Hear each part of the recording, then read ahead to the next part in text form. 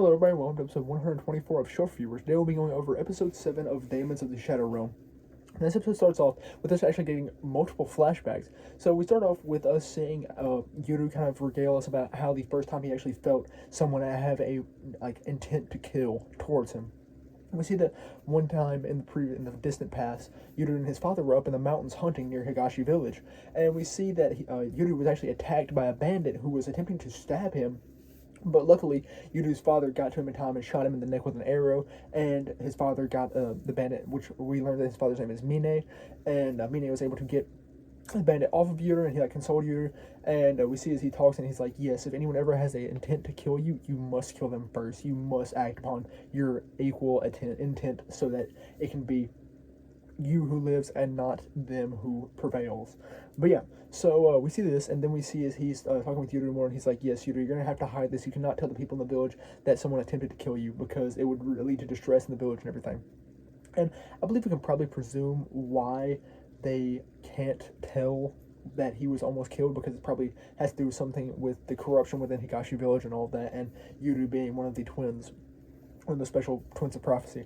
But yeah, so we see then as they go down the hill, and Yuru is still trying to, well, they don't go down the hill yet. Yuru is kind of trying to console himself and all that. We see as Mine comes and holds him and hugs him and everything to try and calm him down. And ultimately they end up staying the night over on the hill. And then they end up coming back down, where they meet up with everyone. They ultimately run into the grandma lady, and the not really evil, I don't know if she's necessarily evil, but the antagonistic grandma lady who had put in the fake Asa to fool Yuru. And we see as she comes and meets up with him, and she asks if Yuru is hurt. But then his dad, Mine, obviously says, nah, it's just from the rat that we had for dinner the other day. And he gets to talking about breakfast and everything. Then he asks where Nagisa and Asa are. So we know that Nagisa is Yuru's mother's name. And she ends up directing them toward it, and she obviously is suspicious about what happened to Yuru. But they end up heading down there. We see as Asa and Yuru are kind of just chatting up and all that. Asa's a little bit worried about what happened to Yuru, but overall they're chilling, just being kids and chatting. But then we see as Mine reveals to Nagisa that Yuru was attacked, and we see as they obviously are surprised by this, and then we learn that soon after that, the, escape from Higashi village occurred. But yeah, so then we go back to the modern era, where we see as Yudu and Asa are talking, and Yudu reveals once again, which also happened in the previous episode, I don't believe I mentioned it, but she reveals that she has actually died previously at one point, and then she tells us about how she died, and we learned that she was ultimately killed by a Higashi village assassin multiple years after their escape from Higashi village. And it happened after the disappearance of Mine and Nagisa. So we see that Asa is essentially almost the age that she is now, but a couple of years prior. And she was hunted down by Higashi village assassins and was found by herself, and ultimately she was killed by a slit throat. And we see that after she died, she got sent to this realm between life and death.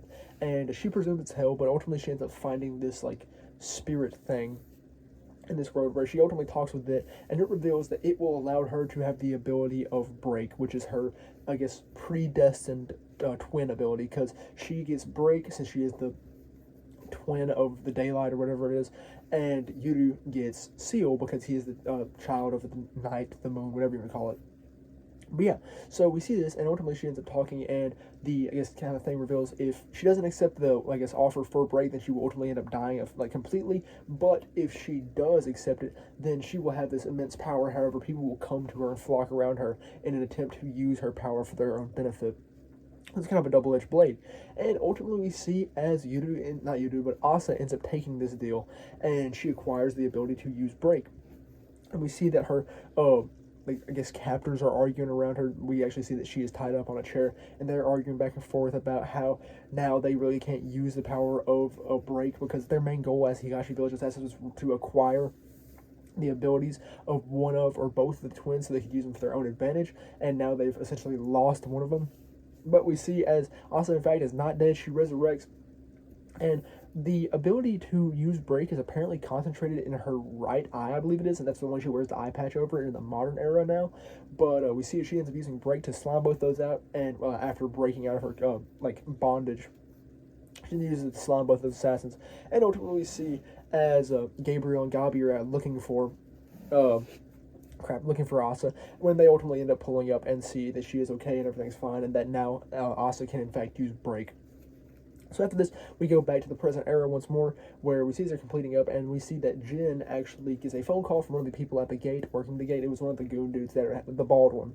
But yeah, so we see that Tadera or Dara has actually pulled up at the gate of the Hagamori clan area, like the HQ, and is seeking to speak with Yuru. He's revealed everything that he is. He's revealed that he's a Tadamori clan, Tadera clan member, and how he is Yuru's guardian and all that. So ultimately, they end up letting him in, and we see as everyone kind of starts to continue to go about their business and ultimately plan to meet up with Tadera.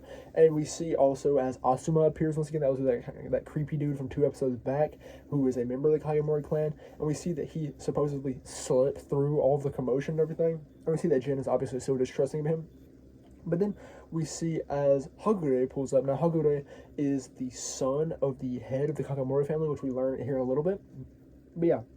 So we see he pulls up briefly. He greets everyone. He's glad to see Yuru, and he is scared of right and left. But yeah, so after that, we continue along until ultimately we end up seeing that the head of the Kagemori clan has returned to the HQ. And here he gets out the car, and we learn his name. His name is Gonzo Kagemori, and he is the father of Hagure Kagemori. But yeah, so with this, we kind of see as everything plays out, and we see that Tadera was actually riding in the car with Gonzo, and then Tadera gets out here, and kind of reveals why he's here and all that, because he's Yuru's guardian. And we see that both Jin and Gonzo have an immense intent to kill Tadera. Apparently there's immense beef between the Tadera clan and the Kagemori clan, and they're, I guess, going to only be cordial for the benefit of Asa and Yuru, specifically Yuru. Yeah, so we see as Gonzo continues to put on his happy-go-lucky old man, visage, and he tells everyone to go make breakfast, and we see that Tadera is gladly going to accept his breakfast, and Gonzo makes sure to comment that he won't be poisoning Tadera. But yeah, so that was all there really was for episode 6 of Daemons of the Shadow Realm. It wasn't really an episode 7, sorry. It wasn't really an action-intense episode, but it was a really solid episode, and I really enjoyed it because of the story building. We learned some names that we didn't know, and we learned some connections we also didn't know, and some deeper background lore, which I hope will be developed upon with the feud, this supposed feud between the Tadera clan and the Kagemori clan, which I bet it'll be elaborated upon in time to come. There'll probably be a discussion over breakfast in the next episode, but I'm just ready to see where it'll go from this, and I'm ready to learn more possibly about Yuru and Asa's background, and more about Mine and Nagisa. So now that since we have a name for them, I believe there was, I already knew there was going to be more elaboration on them, because they're the parents, they're disappeared, they have all this mystery around them, but now that we know their names, it's almost set in stone that we will be learning more about them. So yeah, can't wait to enjoy that. And that's all I really have for episode 7 of Daemons of the Shadow Realm, and that's all I really have for episode 124 of Shelf Reviews. So thank you very much for watching.